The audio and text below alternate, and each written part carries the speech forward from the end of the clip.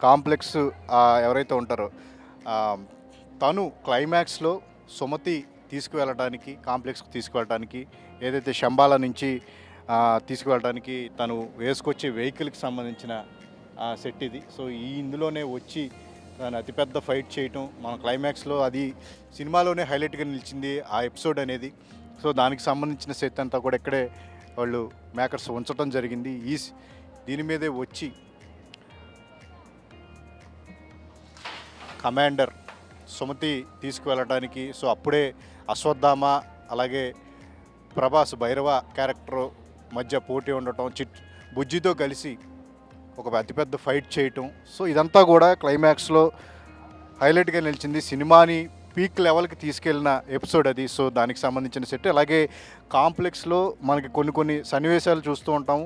కమల్ హాసన్ క్యారెక్టరైజేషన్ను చూపించే క్రమంలో మనిషి రూపం అనేది కోతి నుంచి ఎలా ఒక మనిషిగా రూపాంతరం చెందింది అనే ఒక విజువల్ను కూడా మనం సినిమాలో ప్రత్యేకంగా చూస్తూ వచ్చాము. సో ఆ విజువల్ను మనం ఒకసారి గమనిస్తే ఇక్కడ కాంప్లెక్స్లో కమల్ హాసన్ క్యారెక్టర్ను చూపించే క్రమంలో ఈ సెట్ వర్క్ అంతా కూడా మనం అక్కడ చూస్తూ వచ్చాం. కోతి నుంచి మనిషి ఎలా ఫామ్ అయ్యాడు అనేది సింబాలిక్గా చూపించిన విధానం అనేది సినిమాలో చాలా ఎగ్జైటింగ్గా అనిపిస్తూ ఉంటుంది. సో ఇది మనం ఇక్కడ చూడొచ్చు.